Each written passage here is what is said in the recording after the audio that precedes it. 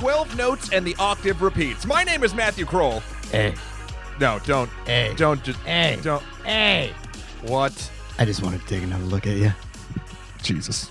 I've been doing that all week, Matt, and I swear it gets funnier every time. Am I right? Am I right? This is Shahir Dowd. There's your name. And this is the only podcast about movies. I love doing that to you. Specifically the film A Star is Born. A Star is Born? A Star is Born. A Star is Born? A Star is Jason Bourne. Yeah. That's where we're going with this. Crossover of the century, like 21 Jump Street and Men in Black. That never happened. Apparently it might be. Okay. It might be happening. What do you mean? The one with Chris Hemsworth might feature some 21 Jump Street people. No. I don't know. Who I'm the just hell making. I'm knows? just making this up. How are you, Shahir? I feel like I just saw you 3 seconds ago. Yes, in a movie theater, sitting next to me, sniffling my little eyes out. Yeah. Well, were you sniffling your eyes? There was a lot of sniffling in the movies as we watched this. Sure. I I don't want to get into it a spoiler too much. I did not. Not a spoiler. I just want to know if you're sniffling. I did not. Got a cold? I did not. No? I'm a movie crier, and I didn't cry here. Ooh, I feel like we're gonna talk. We're gonna talk about this. Yeah. On this podcast we talk about. Oh, then we talk specifically about one film that we name in the beginning and brutally quote. Shahir actually has that freaking quote with Bradley Cooper telling Lady Gaga to turn around. So Admittedly, the first time I did it to you this week, my God, it was the best. It was like, so when we're planning these episodes, what happens is like, we'll go back and forth about dates and blah, blah, blah. And I just locked in the times and we were having trouble finding the right screening. We actually saw this a little bit earlier in the week, which was nice. But we thought we had one on Tuesday. We couldn't do it. They were recording this on a Wednesday. and then Shahir, normally when Shahir says, hey, ... it's like, oh, I can't do it, or da-da-da-da. And I was like gearing myself up. I was like, what? And he just texted, I just wanted to take another look at you. And I was with Jamie, and I literally just started bursting out laughing. For whatever reason, the timing of the getting the text and everything was perfect. And since then, it has just plummeted. That's what I do. I drive a joke down into the ground until it is dead and revives itself in China. Well, so here's the thing. Normally, you're supposed to beat the dead horse until the horse lives again, but I don't think this one will. No, this is a dead horse. There's only one way. Like this is a pretty memed out moment as well right now, isn't it? I guess. I like don't even know. the first time it happened in this movie, I was like, well, I knew it was coming. Yeah. There was a lot. So let's talk a little bit about sort of how this film came onto our radars and the radars of the people. Okay. This trailer. Movie Bob, friend of the show, Movie Bob, actually quote. I forget what his exact quote was, but he's like, the full-length adaptation of the very successful short film, The Trailer to A Star is Born, because the trailer is legitimately wonderful. I'm not a huge, like, this genre doesn't often interest me. What genre is that? Like just sort of like romantic drama-ish. Okay. And to be fair, from a content perspective, and I'm sure we'll get into this does fall into my particular favorite kind of bait to discuss. Of Of the Oscar variety. So this isn't exactly my cup of tea, but Maybe it it's turned out to be a delightly bergamot because I saw this trailer and I was like, this is the trailer. You didn't watch the trailer, Shahir, right? No, I didn't, but I was very aware of this movie. It's legitimately wonderful. Yeah, I've pulled people aside to show them this trailer, and they're like, "This isn't a Marvel movie," and I was like, "Yet, give it time. It could roll in." I mean, I knew the song, and I do that thing which I did tonight, which is annoying to everybody who goes to the movies with me, which is that I don't watch the trailers. I put a set of headphones in, and as I sort of glance down at my phone while the trailers are playing, and this is a trailer where I was like, I can tell by the rhythm of what I'm hearing behind my podcast that this is a pretty emotional trailer, and it's because of the song "The Shallows." I knew that it was going to be a winner of a trailer, and obviously as well, keeping in track with the circles that we keep in touch with. This is a movie that has got a major Oscar play for it. Yep. It is arguably probably the La La Land of this year, I think, so far. It is early in the year for the Oscar movies, but this might be the first big play for the Oscars. I mean, they're shooting all the targets and they're hitting pretty much most of them. Yeah. So I would not be shocked at all. if this thing takes home a couple of those glittery golden dude bros. But two people who are not going to take home two of those glittery dude bros are us. But if you want to reach us and give us an award for being two glittery dude bros, non-glittery dude bros. Well, I'm pretty. I mean, no, I'll put glitter on. I'm just saying, not in the same way an Oscar is a glittery dude. I'll tape some eyebrows right on. Oh, see, he's referencing the movie. He's referencing the movie. Hey. Anyway, no, I'm not doing it. Hey, I just wanted to take another look at you. You're literally peeking. I'm pointing at the waveform right now, and you can thank Shahir. There's a thing you should do, which is in-house and out-house, and this is not one of those out-house moments. You shouldn't let the audience know that I'm peeking when I'm peeking. They know. Not once we filtered it out. So anyway, I was unlikingly of me psyched. For this movie. I thought we could see it over the weekend. I was a little bit giddy that I got to see it over the weekend. Then I thought we had a screening Tuesday, and then that fell through, and then we had the screening tonight on Wednesday. So you knew it was a thing, or it was trying to be a thing. I was very aware, just by again, seeing the way this film was positioning itself around award season, seeing that also this is in the ilk of the writer, director, star kind of movie, and this is it reminds me of. I believe Emma Thompson was the first time I ever noted this, or maybe Ben Affleck and Matt Damon as well. This notion of the actor auteur kind of thing, where they demonstrate that they're not just a pretty face, as Bradley Cooper obviously is, and not just a talented actor, as he obviously is, but a multifaceted actor, a multi-talented person, and one that has great taste, as it turns out. So this was certainly... in the ether around the Bradley Cooper hype train. There's actually a really, really fun and odd and strange actor profile, I believe it was in the New York Times this week, of Bradley Cooper, who, for a film that is so ingrained within the personas of the people who've made it, was unwilling to discuss how the film reflects his personal life, or how it reflects his personal feelings about artistry, and about stardom, and about the talent sort of thing. So there's a fun little article that's worth reading. But at any rate, the fact that Bradley Cooper was kind of being pushed. This is his directorial debut. The film features a sort of a fairly heavy, as you say, dramedy kind of. Oh, no, it's I didn't say dramedy. Yeah, it's a drama. It's a straight drama. The kind that the Oscar voters seem to love.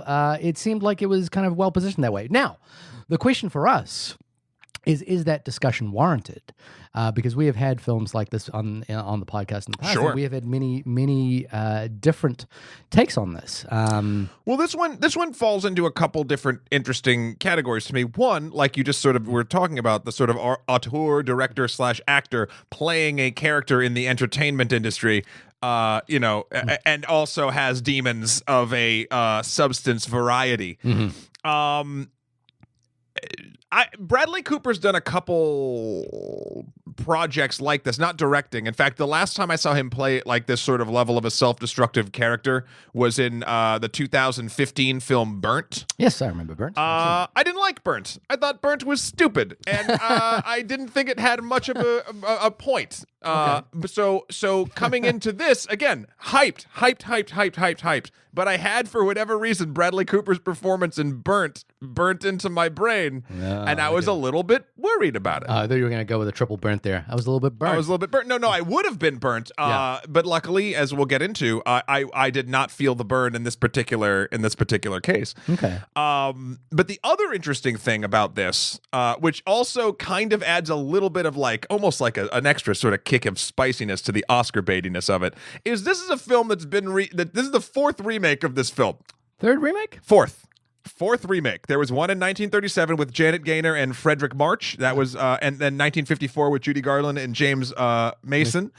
Those were both, when they were done, it wasn't actually musicians. It was about actors and actresses. Okay. And then in 1976, the one people probably most remember is Chris Christopherson and Barbra Streisand, which they changed it to rock stars. I'll be perfectly honest with you. This is not a film that, I've heard the name. I knew it was a movie. I knew the Chris Christopherson version, but I had never seen it. I've never seen them, no. It's actually on Hulu or Netflix right now, and it's kind of, I guess, in the wake of A Star Is Born being popping up right now. It popped up on my feed a couple of times, so I was I was tempted to try and watch it before I got to see the film, but I didn't quite get around to it. I'm glad I didn't. I might go back and watch them because I guess I'll just sort of get into my first thoughts about this sort of thing. The ride this film takes you on is a legitimate one, and it's interesting because, how do I put it? I didn't know the story, Okay, but I didn't know the lyrics, but I knew the tune. If that sort of plays out, like nothing that happened in this film actively surprised me or made me like, not that it's trying to. I mean, again, people know the story. I just didn't know the story, but it felt like a very sort of a well-worn tale. Because, for instance, even though this is only the fourth remake of this particular title, A Star Is Born, we've seen this story in various iterations. Multiple. I mean, this just feels like almost like a Hollywood trope at this point. What's the trope? Older star takes younger star under wing, romantic relationship, falling out of some kind, either reconciliation or destruction. Okay. It just seems like, I mean, the entire thing seems very familiar. But I guess there's something about playing the hits. I'm going to keep the music analogies coming because I found this film, while never surprising me, highly emotionally compelling. Okay. And for not, I was expecting to cry, and I didn't. And we can sort of get into why I think that is later on. But I really did enjoy it. I'm curious if it's going to be one of those sort of things where I like really enjoyed it the first time I saw it, and if I watch it again, I won't care. Like, I'm wondering how much nuance there is, or how much sort of like how much of the psychness and the passion and the music is really pushing it forward. Not to malign any of the performances. I think both Bradley Cooper and Lady Gaga do a fantastic job. But to be honest, they do like a great job with their characters, yeehaw. But it's the supporting cast, I think, that kind of gives it, like, again, makes the meal worthwhile. I mean, you got the two or the three really, Sam Elliott, Dave Chappelle, and Anthony Ramos are sort of the, I wouldn't even say the unsung heroes. They're very well sung. Yeah. They ground the entire thing. They make you want to root for the characters because they are in the characters' lives and they love them. And so you can relate to it. It's a really, that's honestly on Bradley Cooper's directing as well. Sort of using them as like an extra salve to do that with. Music's great. We saw it in RPX Theater, which I was happy to spend a couple extra bucks to hear like real good sound. If I had one criticism off the bat, it would be the courtship in the first act. I don't want to get into too many spoilers. It's cute and wonderful and whatnot, but again, you do have a little bit of 2018 sort of around, and while Bradley Cooper's character Jackson Maine doesn't ever really do anything untoward, in fact, it's weird that I was getting this vibe, even though he was doing everything right, flirting correctly, and being very kind, I feel like, for the most part. He had a little bit of because he was a rock star going into a small time bar and picking up a woman and then like taking her out, and it felt a little bit, for lack of a better term, like uncomfortably 2% predatory in a weird way. Is that on the film or is that on I think that's on us. I think that's on me and the culture, and just we've been seeping in some bullshit this past 2 years. But specifically, y'all know what we're talking about and dealing with this time. He shall know who shall not be named. Yeah. Voldemort. Oh shit, I did it. Yeah. No, so there was, and when I was feeling that, it was a weird feeling for me. And actually, if anyone else got that vibe, or if I'm just crazy, or if I'm being too much of a child of the times, email us in at onlymoviepodcast@gmail.com. Again, nothing in the film kind of did that, but just it was like a tonal thing. And maybe it was like a specific type of character on character interaction. Right. But yeah, what about you, Shahir? How did you walk out of the theater this evening? So again, this falls into that category of musical dramas, where music is a character in the film. We saw this, I think maybe the thing that we've talked about most that was like this is La La Land. I found that first half of the film, which is the courtship and the sort of the meeting of these two characters, utterly delightful. I was absolutely in love with the way this film kind of played these two characters, finding each other and seeing the thing in the opposite character that was compelling to that person. I think that was really delightful. And I think the thing that I really loved about that is the sense that Bradley Cooper had kind of faith in his acting, in his acting and in Lady Gaga's acting, in the sense that these two people are enough to put on screen without too much kind of, without like making it a goofy meet cute, like nothing felt like too OTT, nothing felt too over the top in terms of how they interacted, where they interacted, no, sort of crazy get together. It does get crazy, but and there's a part which is belies belief at some points, but the career trajectory. Yeah, the career trajectory of one character, it does get into a point where you're like, wow, I wish real life was like this. But at the same time, I found it utterly delightful. And the thing is that somehow this movie constantly, whether consciously or unconsciously, reminds you that the people that are in this movie are performing and have learnt the songs and are performing the music and are really committed to the idea that these are extraordinarily talented people. And the fact that Lady Gaga is one of these people makes that a much more believable ride. We had this sort of complaint, I think both of us, about La La Land, where we said that one of the things that was kind of frustrating about that film is that you felt that these should have been more extraordinary, talented singers and dancers. Right. You know what I mean? And the thing that this movie gets so right from the opening scene is to say, hey, these guys are singing and performing. There's obviously, as part of the Oscar push, this sort of sense that Bradley, this notion that is being flooded to the airwaves, which is that Bradley Cooper actually learned to sing, actually learned to play the guitar, actually learned to play the piano for this role, right? Which he hadn't done before. He wasn't talented in that way before. So I think there's an extraordinary thing where you are constantly reminded that these are two fairly extraordinarily talented people, and that's what makes that ride compelling. Yes. As well as the suggestion at the beginning of the film that I think is really wonderful, that's enough. We don't need to inject this with too much sort of major events. Like one of the biggest event is a bar fight, but it seems to come and go just as quickly as it was there. Yeah. And that is enough to kind of make this story compelling. This movie has this really odd thing that I think great movies do, which is that, and this is going to be a reference to a film I just rewatched, but I rewatched Dead Poet Society a few weeks ago.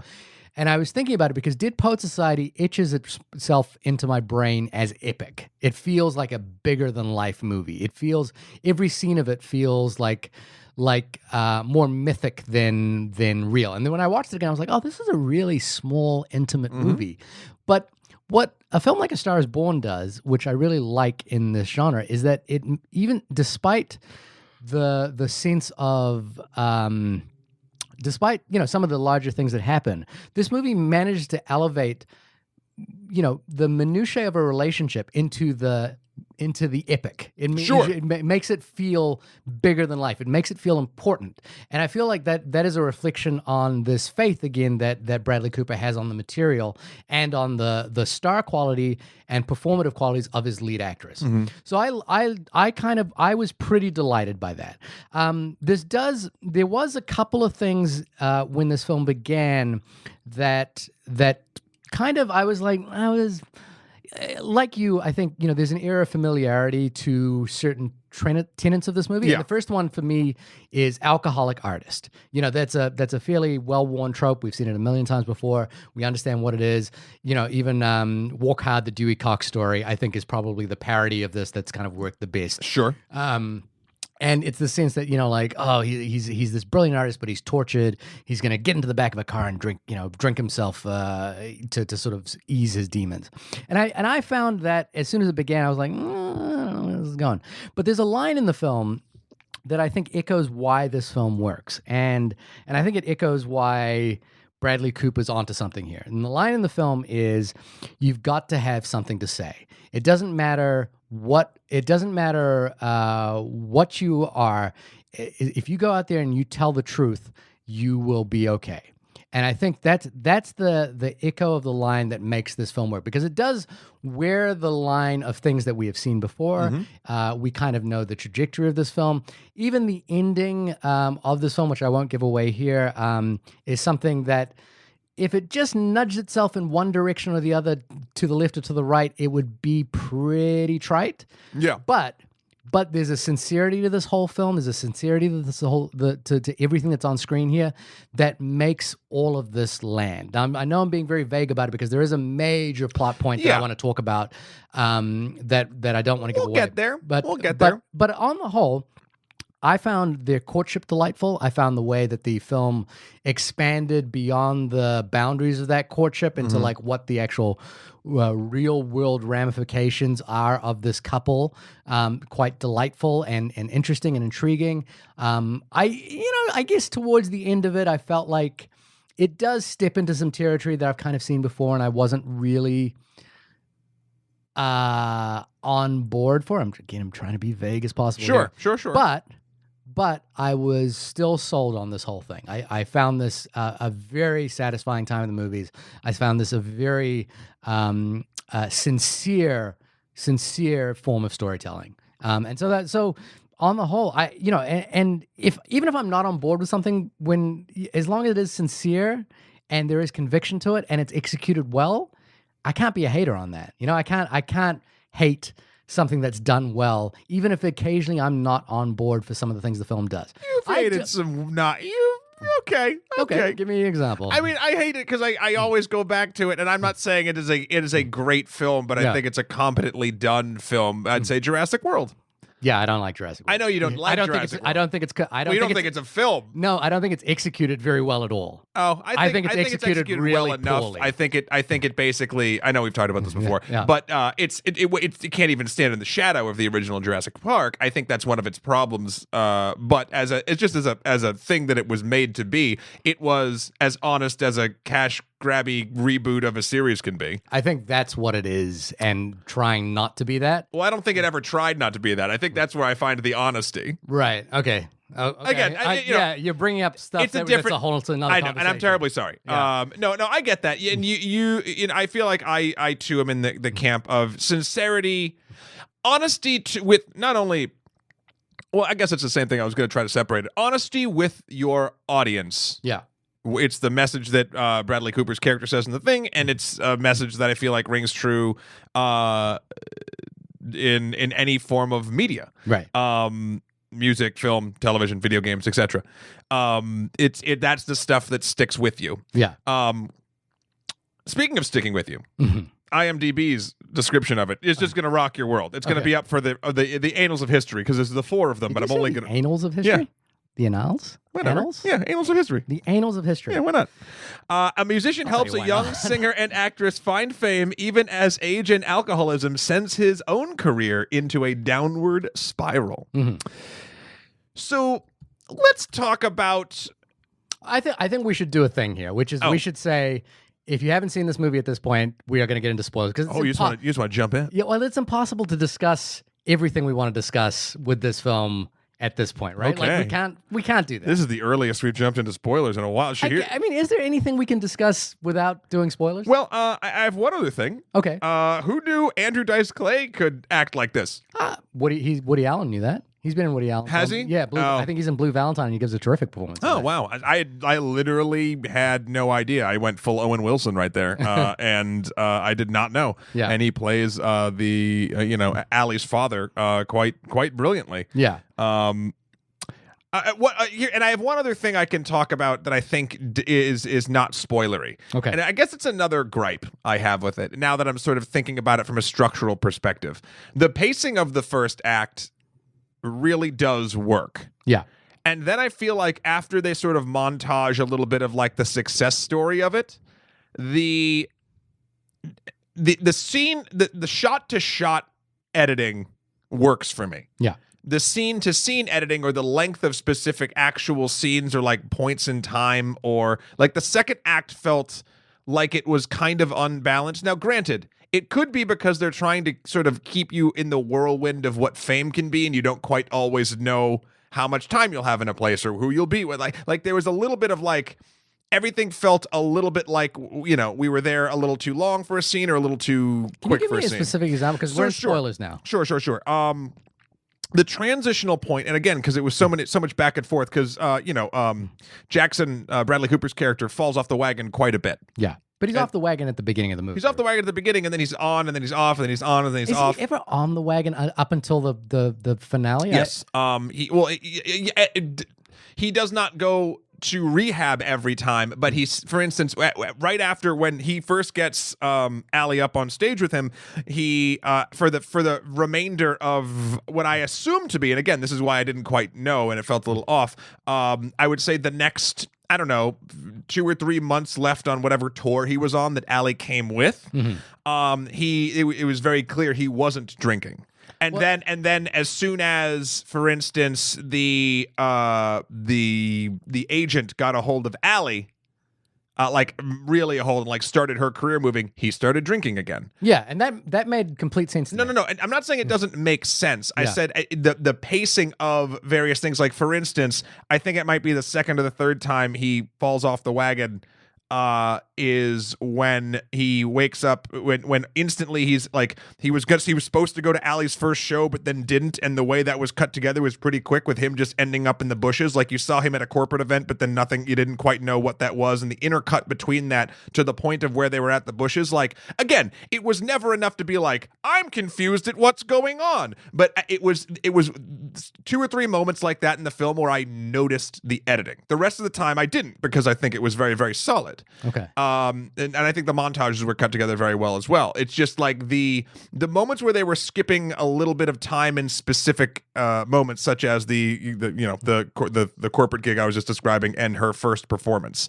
her first solo performance, into the bushes. It knocked me out, and I was like, again, whenever I stop paying attention to the story and I kind of remember I'm in the theater, I'll always mark that down. I guess I disagree. I don't have any counterpoint to it other than it worked for me. Yeah, it didn't have to. It didn't knock you out. That's fine. And yeah, I'm glad it didn't. It just, again, I whenever discussing a film that I actually really enjoy, I do want to always, things that I did notice while watching. Just because I truly enjoyed it doesn't mean there weren't things that have worked better for me in other films, I guess. It's not a blight or anything. It's just a thing I noticed. But enough for you to bring it up. Sure. Yeah. I mean, because again, I'm not going to call something like, I would never say the editing in this film is perfect. I will say the editing of the trailer is perfect, but that's a lot shorter. But do you think the editing of the film is bad? No, I think it's overall good, with moments that actually do remind you that you're watching a movie. Okay. Okay. Things don't have to be amazing all the way or terrible all the way. They can have. I'm not saying that. I think I'm saying. Okay. No, I'm not sure. I'm not sure why bring it up if it wasn't jarring. It was jarring. It was jarring to me. I understand that it might not be jarring to other people. It might not be jarring to you. It was just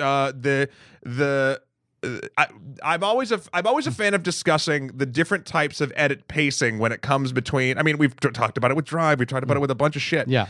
Between editing between scenes, especially scenes that are just in disparate locations that are playing out at the same time, versus actual shot to shot within a scene. Right. And I just noticed that sometimes, especially in the second act, when things were up and down a lot, that's where it was for me. Okay.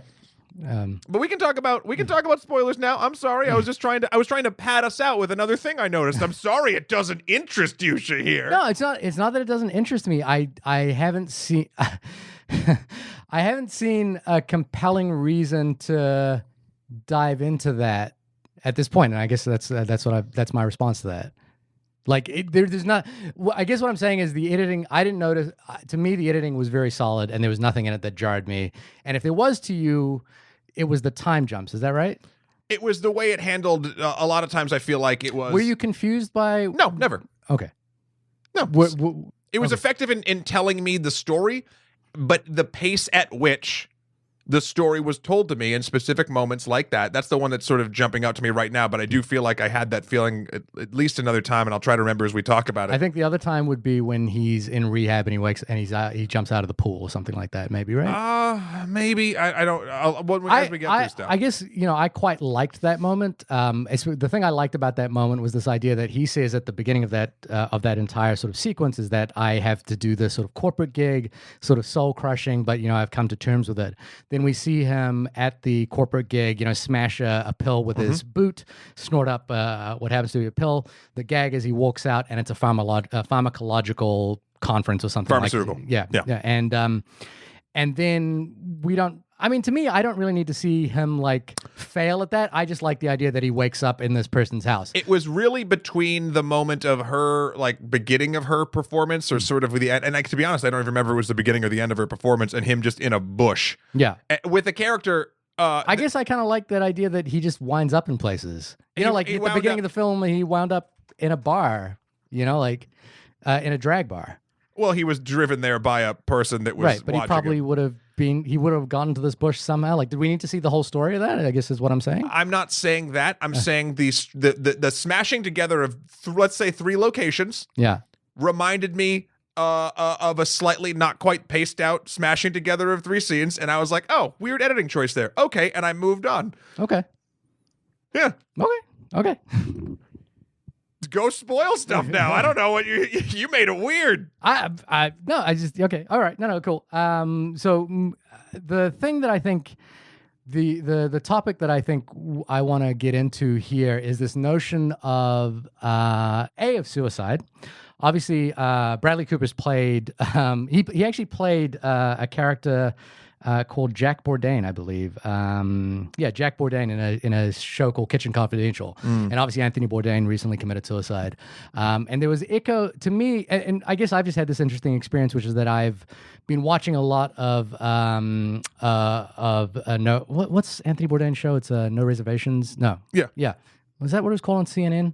Anyway, I've been watching a lot of it on Netflix recently. It's all entirely on Netflix, and I think I've been watching it with this sort of thought that watching it with the sense of when are the cracks showing in this character, in this person whom I really really like, and the thing that I think is tricky about doing that in a film, doing that as the actor doing it, and doing it in a film that this actor has directed, is that it can feel very self-serving as a performative, emotional conduit to the audience. It's it's creating empathy to, or it's sort of emotional manipulation to an audience. Especially, it can also feel for an actor who's directing themselves in this particular scene, who's going to commit suicide, to kind of feel, I guess the word is, like you said yourself, a little familiar, and potentially a little trite, potentially a little bit like. We're sort of going for our moment in the movie, and I think there's the thing that's interesting that I like about this film is that there's a sincerity to the way that's played, and I understood the moment at which he made that decision. I think everyone in the audience understood the moment, and we understood it was coming, even though there's sort of a build up to it, for about 5 minutes of him just sort of going through routines. But we knew that he'd kind of made that decision at that point, and we were just kind of on the edge of. Well, I was on the edge of my seat trying to think, is there something that's going to happen at this moment that is going to make him not do this? So I really like that sort of trajectory. And I think the thing that's very difficult, though, and again, rewatching Dead Poet Society, which also features a major character suicide, is how the film deals with the aftermath of that suicide. And whether the film, kind of treats the suicide as the ultimate act of artistic isolation, which you could argue if this film kind of ended at the wrong beat, it would feel like that. You don't want the film to celebrate his suicide or to celebrate his character.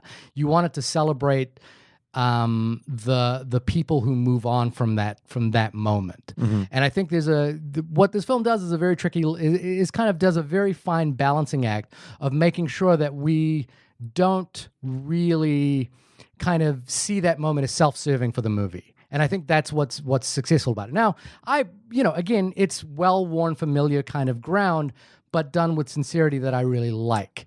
There's we even get to see, I think before that, a build up to that moment of him basically asking for forgiveness from all these characters and then realizing at some point that there isn't a lot left for him, even though he's sort of wrong about that, making that decision that there isn't a lot left for him, or that his capacity to deal with what's left after fading away from the spotlight isn't as strong as it needs to be in order to stay alive. Now, I don't, obviously don't agree with his decision to commit suicide or anything like that. I'm not endorsing it or anything like that, but it's an interesting point. And then the film kind of ends with this idea that the star is born at the very, very end of the film. Like she comes fully into her own as not just the kind of superficial artist that he thinks she was being, during the middle section of the film, as she kind of becomes this personality of Allie, but fully becomes an artist by the end of the film, because she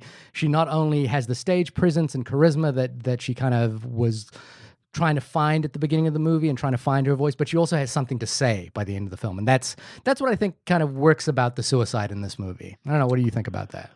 It's kind of loaded. I agree with the sentiment that oftentimes in film and in stories like this, moments do feel trite. Manipulative, I think you can only call, I think I tend to only call something manipulative, I guess it is, I don't know, when it doesn't work. Yeah. Like when you catch it, yeah. I guess. But if you really want to break it down, I mean, all art is manipulative. It's just a matter of whether or not you sort of realize how and when you are being manipulated that you can kind of call that out. Mm-hmm. I think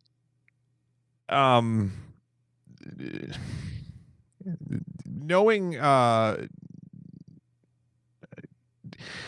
person who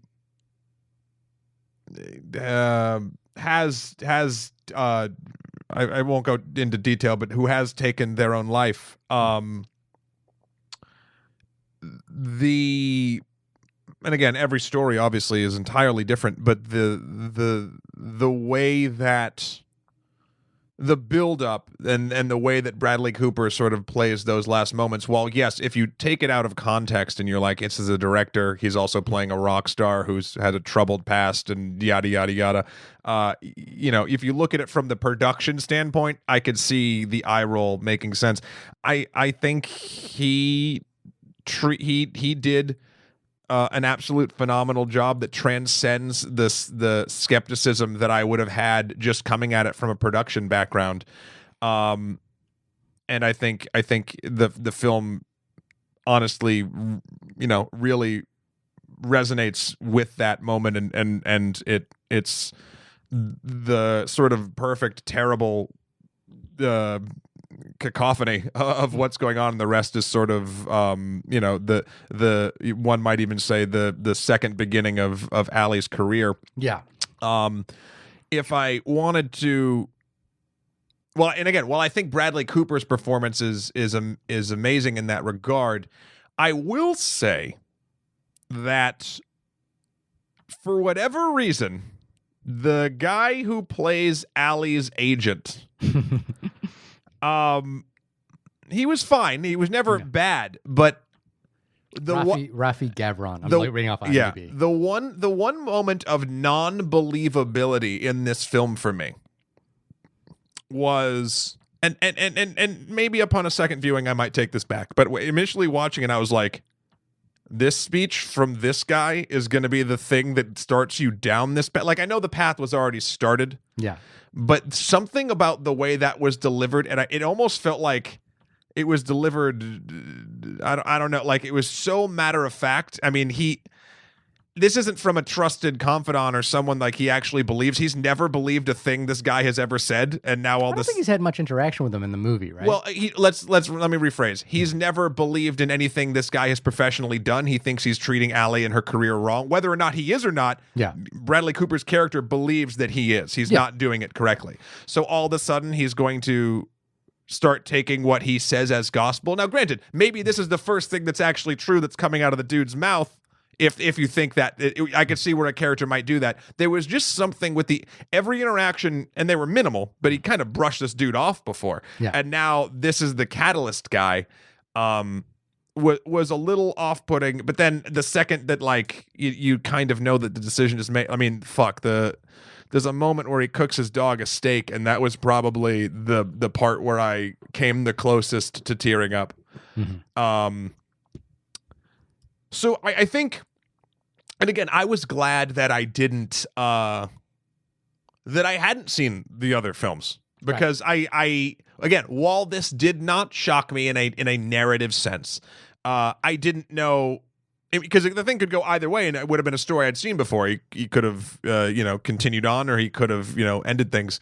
So I didn't quite know where it was going to go, and I actually, to give credit to the editing at that point of the film, it was a very sort of, up until the end, even though if you were looking at a real person, you kind of already know your answer, but the way the film is playing those moments is very like, is he gonna do it, or is he gonna go to the show? Is he gonna do it, or is he gonna go to the show, to a point? And I guess the thing for me there was that, yeah, I agree with you in that Rafi's performance there, he kind of comes the closest to being the villain of the film. Like he comes the closest to being the bad guy. Yeah. And it is kind of a bad guy speech. He's basically, because what Rafi's doing there is essentially, his character's name is Riv, I think. Yeah. Is he's basically saying, hey, your relationship with my client is toxic to my client. Yeah. And therefore, what he's trying to do there is basically get him to leave her. Yeah. He doesn't quite understand the depth at which the addiction will, like the ripple that this will cause, and how deep the kind of affection, or the need that Jack's love for her will kind of is a part of his life, and how much it's kind of saving him from his worst self. Yeah. So he doesn't realize it, but to me, the thing there that works there is that we've kind of established this idea that Jack, has tried this before. He talks about trying when he was 13, trying to commit suicide when he was 13, but couldn't do it. And being ignored by his drunk father when it happened. And then this idea that he feels so. The thing I found really odd was and I found this really touching, is that in rehab, when Allie comes to visit him, he doesn't ask for forgiveness for being a jackass, because he was, and he doesn't ask for forgiveness for being drunk. He asks for forgiveness for embarrassing her. And he's this, to that point that you made earlier, is that the power dynamic in the beginning is slightly unnerving, and you're watching it in this sort of 2018 context of Me Too, and you're kind of going, what is the power dynamic at play here? Is it any point, is he going to do anything that is sort of too untoward towards her? And then I think the thing that was quite striking about that scene is that he says, I'm sorry, I can't believe I embarrassed you this much. Like he realizes how much of the hurt he's caused her. It wasn't that he embarrassed himself. He hasn't got this narcissism about him where it's about him. It's about her. Yeah. And I think, what's kind of wonderful about this character is that he has this genuine belief in the idea of the power of what he does.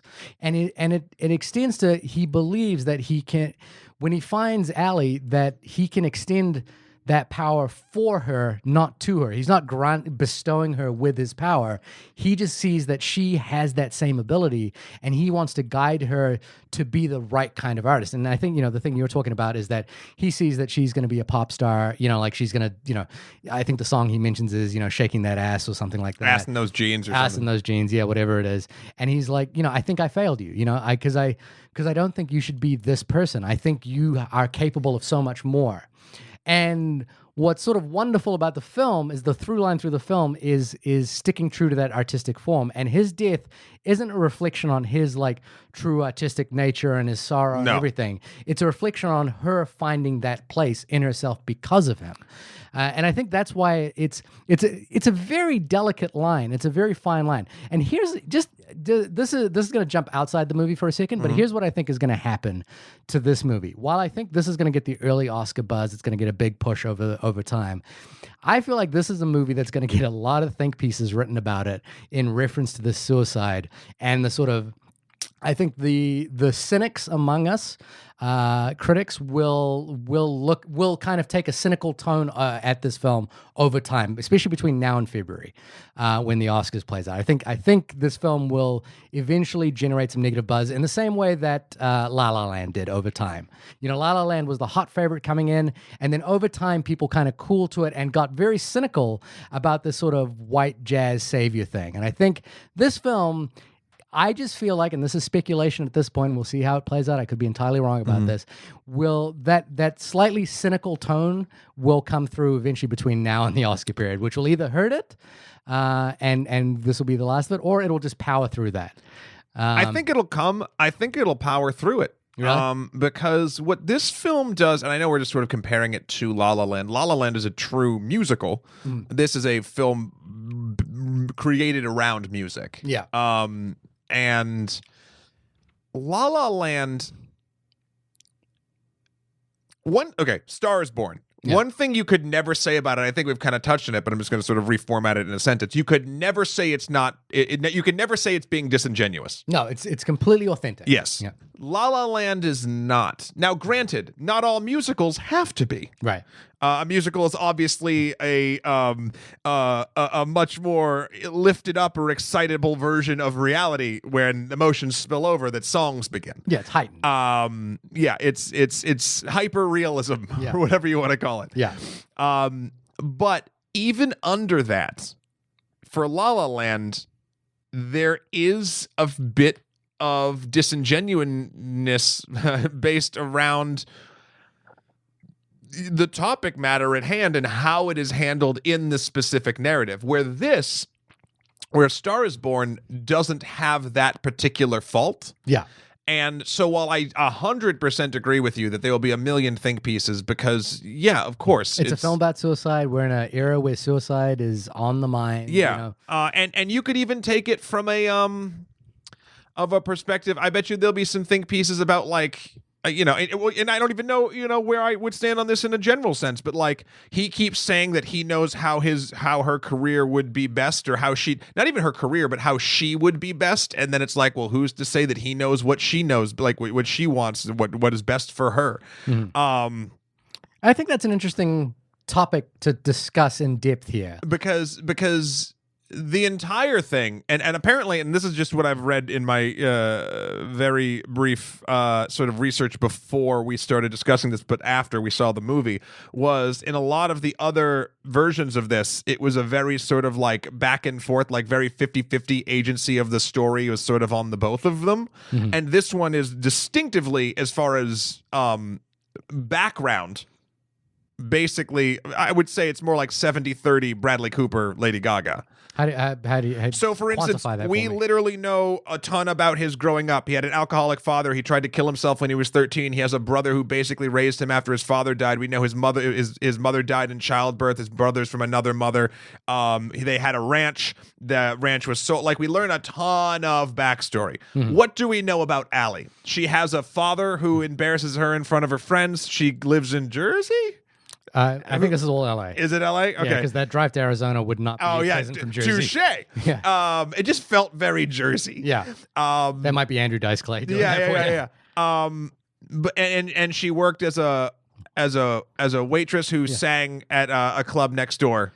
Yeah. But like, we don't know, and listen, I'm not saying that we have to. I think the story is effective in the way it is. But so you have this character that has more agency than this other character, who then is constantly telling this secondary character what is best for them. Now, the interesting thing about that is none of us know what is best for any of us for the most. I mean, you could be like, hey, alcoholic guy, maybe you shouldn't be telling me how to live my life. But at the same time, like, we all do, and I'm guilty as this. We host a review show. Yeah. We host a movie discussion podcast. We are constantly putting our own onus onto other people's art. So when I say this, it is coming from a place of deep understanding of the actual hypocrisy that I'm kind of saying right now, but no one quite knows better than anybody else when it comes to how they should handle an artistic endeavor. You could numerically calculate it. You could see how many people, just a show of hands, who liked something, who didn't like something, but that doesn't really change the weight of how it affects an individual person. So sort of swinging it back, and again, you're right, this is something that's interesting to discuss. I don't know, in the moment of the film, and this is why I'd probably lean on the fact that in the narrative of it, I don't mind it. In the moments of the film, it felt so genuine that it didn't even really matter if it was correct or not for Bradley Cooper to be making these suggestions or her agent to be making these suggestions. It felt real enough where even if they weren't supposed to be doing that, that's what people do. Yeah, and also he is the more experienced person in this scenario. Sure. He's done this 1,000 times. And I've never felt like, and I think one of the things that makes it work as well is you never feel like he's manipulating her. Even when it's clear that one of the triggers for him is the notion that she is about to get her own stardom. You know, like that is a clear trigger that he's about to lose her, and he knows it, and then that's when his alcoholism becomes even worse, and it crescendos with the Grammy Awards. There's actually a really nice moment, because what I liked about this, what made this movie feel very real, is even in moments of catharsis or in moments of extreme stress or emotional abuse to oneself, even on occasion, there's still actual, like, very few moments in real life have a full, pure, like, incredible depression with not even a 2% moment of levity. But a lot of times in film, like, everything is super dark and then things get better. Like, in this, there's a moment that really, like, I liked that it kind of gave a little drop of the opposite of what was going on. It did it a lot, but one of the specific moments was in the rehab when she goes and visits him, and she goes, "Oh, look what I found." Like, they're kind of already have that cry moment or whatever it is, or maybe it's before that. And he puts down the thing and finds the song that he was beginning to write for her. And she goes, "Oh, were you hiding love songs on me?" They'd already gotten to a very sweet, cathartic place. You thought it was an upswing. Yeah. And he says something that sounds just like some fucking asshole thing I would say in an argument with a significant other.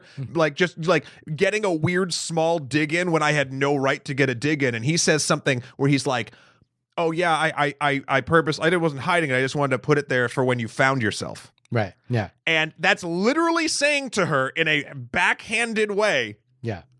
"You're not, I know who you are. You haven't been acting like who I think or who I say you sort of are." And she notices it, that, and credit to Lady Gaga in this moment too. She takes it, she plays it, she's the bigger person in the moment, and she continues down the road of why she brought it to him and why it was special. She is the larger person in the relationship, realizing he's in rehab and still going through a lot of stuff. Yeah. There's moments like that in both moments of happiness and sadness that drip the other in there that feels very real to me. Yeah, I mean, like, for example, the it's a clear trigger moment, but it's never played as a trigger moment, is when she speaks to the agent. And then she mentions it to Bradley Cooper, and that's when he kind of like tells everyone to leave, and he like squishes this pie in her face or something like that.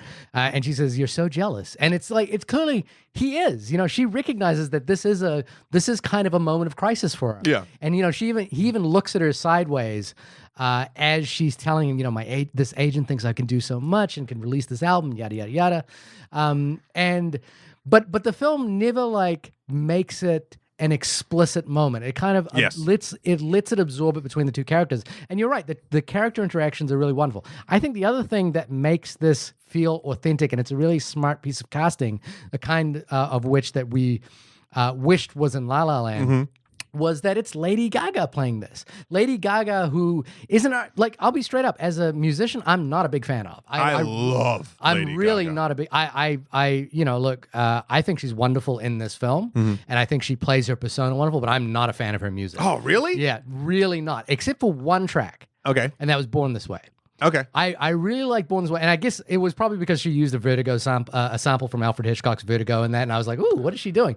But I found like the kind of poker face pop songs. I was like, I've loved every phase of her. even I see.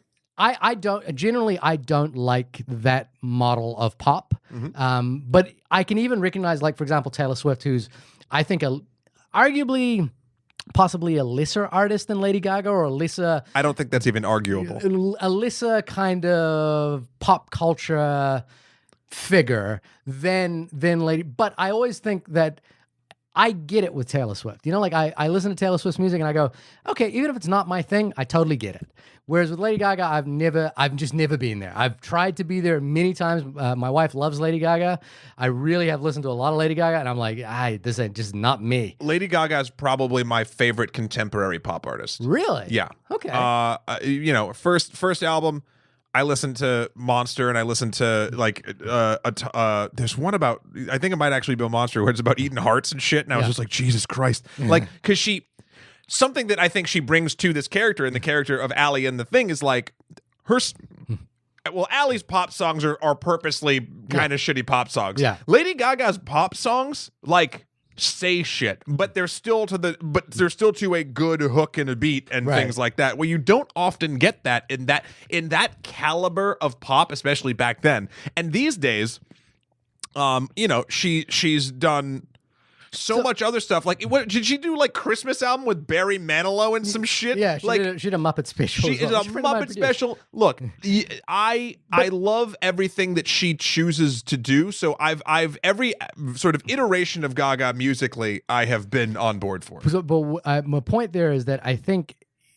we're always constantly recognizing that Lady Gaga has struggled with this question of authenticity versus, you know, selling hits and selling records and, you know, being a pop star.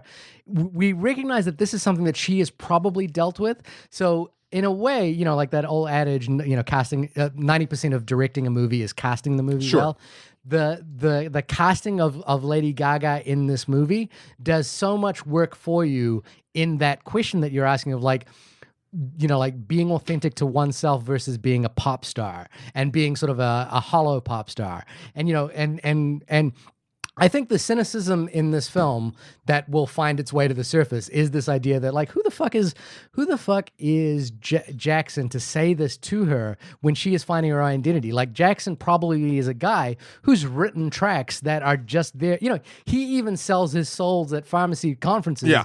You know, like, who the fuck is this guy to give this kind of advice to someone who's just starting out? You know, they've got to find their own way. They've got to, you know, basically have these moments themselves. And he is presuming that he knows more than her about this. Again, he might. He feels real because he's hypocritical. I'm not saying his knowledge about the craft is wrong. It's gone. He knows a lot based on his own career. Yeah. But he's also drinking real hard and fucking getting high as a goddamn kite and passing out in bushes after he goes to a pharmaceutical convention he booked. Because I think there's a great self-recognition of his character, realizing that his time is up. And maybe he doesn't want her to follow his trajectory, and that's why he's doing this. Yeah. I don't ever think that his telling her how she should be seen as a artist is ever in a malicious way. In fact, I would even argue it's not, like you said, he never tries to manipulate her. Yeah. I think here's the deal. I think I figured it out for me personally. Okay. After talking it through, I don't think that you can actually hold water to the argument, like, who is this guy telling her what to do? Because let me because he actually never pushes it. In a sense, like, he tells her what he thinks she should do, and it feels very, I mean, we've all, you know, in relationships, or even in just regular working relationships, we tell our coworkers what we think they should do, what they shouldn't do, etc. This felt more along, and granted, you're in a relationship, so it's a little bit different. This felt more like he made his suggestion. Did he sometimes say it not in the best way? Yeah, 100%. We all do that. Yeah. But he never then she chose to do what she wanted to do, and that was sort of that. And he, even though he didn't like it and didn't make correct life choices based around it, he never was like, well, fuck you, I'm leaving, or this. He never like exploded at her about her career, except for the kind of the bathtub scene. Yeah. So while you can get into the higher conversation of who has a right to tell anybody who their authentic self is, yeah, his portrayal of that never got to a point of, I guess, what I would call toxicity about that in the relationship, outside of one explosive moment that I feel like everyone in relationships can be guilty of. I would describe I was thinking about this as I was watching the movie. He is the greatest Cameron Crowe character that Cameron Crowe never created.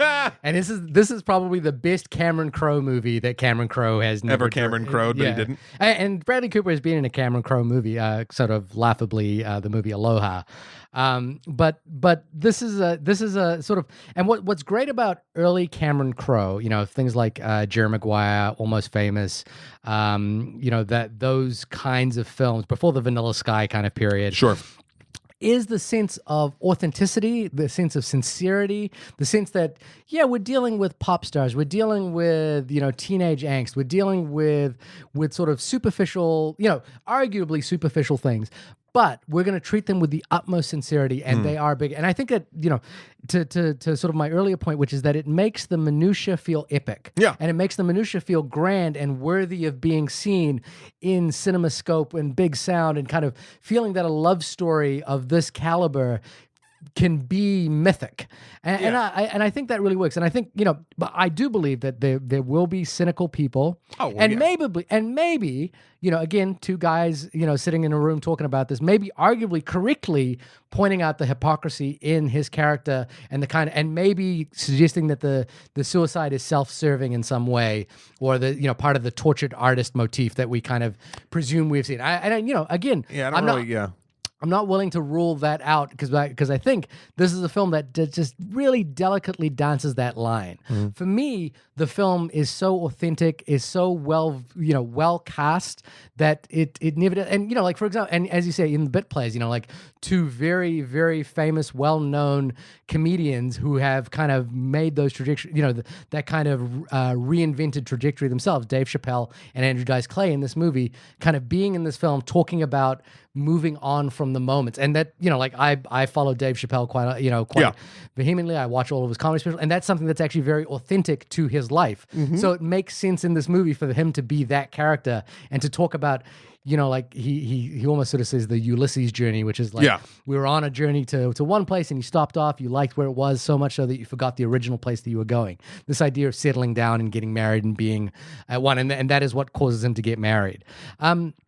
I think that's just the part of me that is not cynical. The optimist side of me says that works. I'm not willing to rule out the people who will watch this and will be not necessarily cynical, maybe accurately suggesting that this is a movie that might be out of step with where we are as a culture. I don't see that is a problem. That might be the case.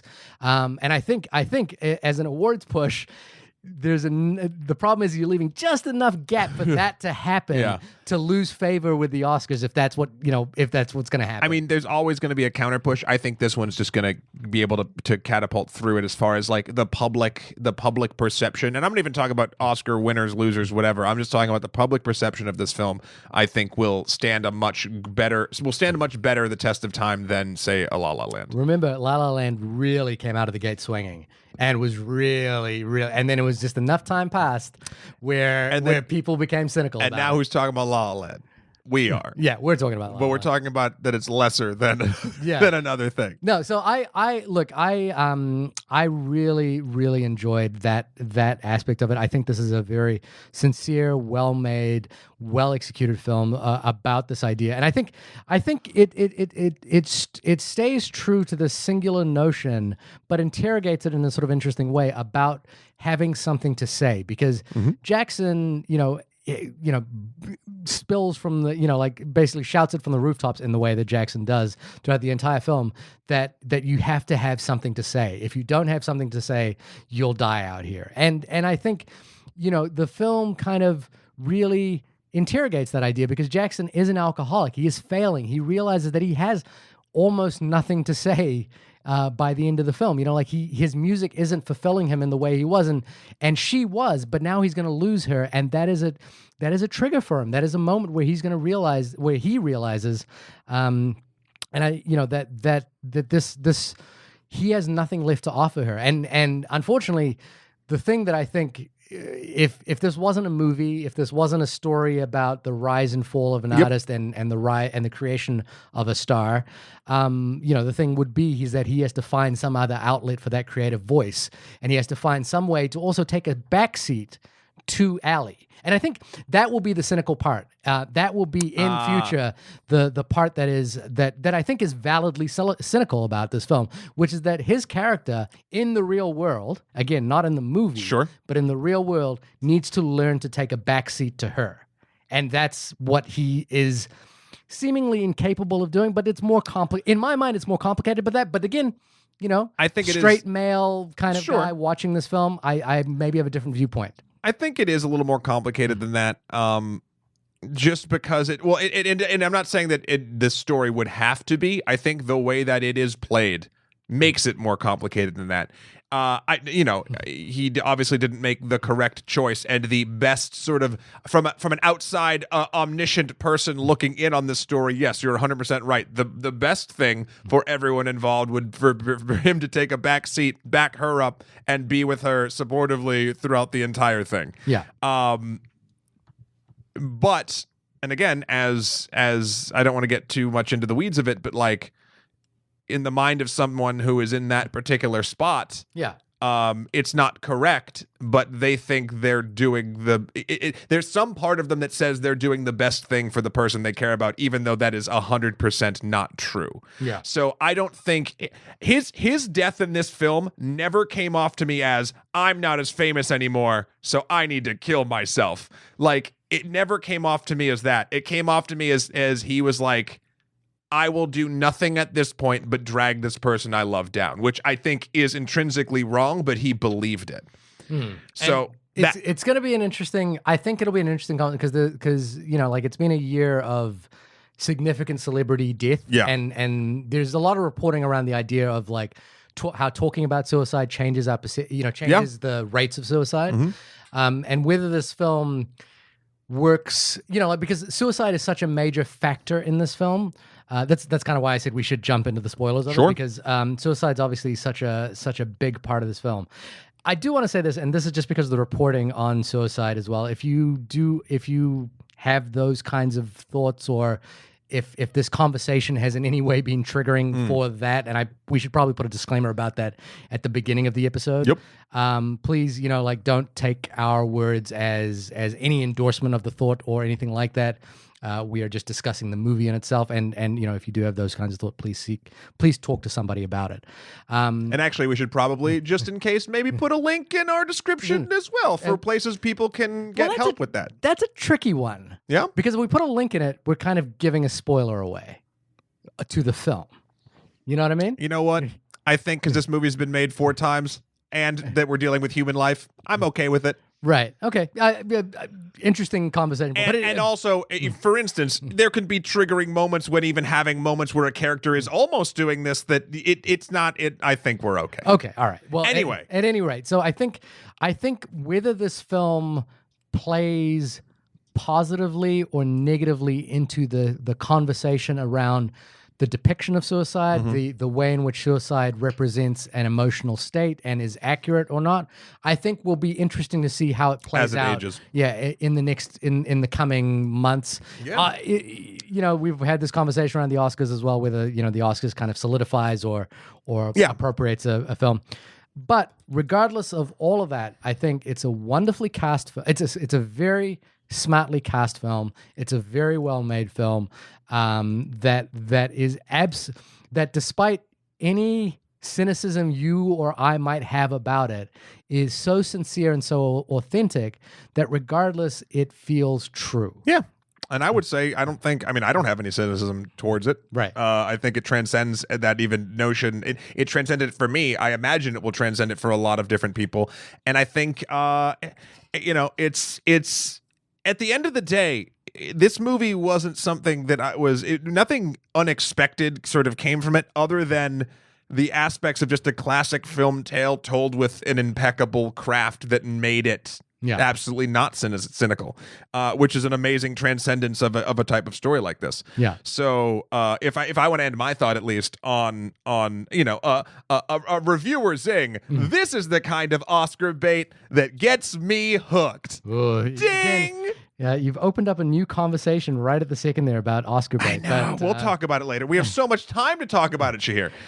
So this has been the only podcast about the film A Star Is Born. A film that I'm sure will be talked about a lot between now and February. I agree. Hey. No. Hey. Shahir. Hey. Shahir. Hey. When you're not telling me to turn around so you can get one more look at me, where can folks find you? You can find me looking at you. Yeah, you can. I always like watching you leave, Matt. At my website, www.shahirdaud.com. That's SHAHIRDAUD.com. Matt. Yes. When you are not bringing up topics at the very end of a podcast to be discussed, where could people continue those conversations with you? On your website. Oh, well, you can reach me at matthewkrol.com for my life and works. Also, Skeletor, the number 4, PREZ on Instagram, or Emperor MSK on Twitter. And as always, you can check out me and the rest of the Extra Credits crew doing what we do over at Extra Credits at YouTube. We just recently are finishing up our Majapahit series. Also, due to the earthquakes and the tsunami in the region, we have some links up there if you want to help out in that regard. It would be most appreciated. Also, we just did an interesting thing on Extra Credits about World of Warcraft epidemiology, which is basically how a accidental bug in the game in like 2005 gave a bunch of low-level players a plague, and people acted in the game the way human beings act in real life when a plague hits, to the point where people have done like multiple studies on it because there's not a lot of data on that sort of thing. So you can check that out. It's over there on the YouTube channel. But yeah, you can find me all those places. And I think we should, as we're going out, we should try to hit the notes together. So I ain't got no. Yeah, you do. Notes. I got. Here we go. Hey.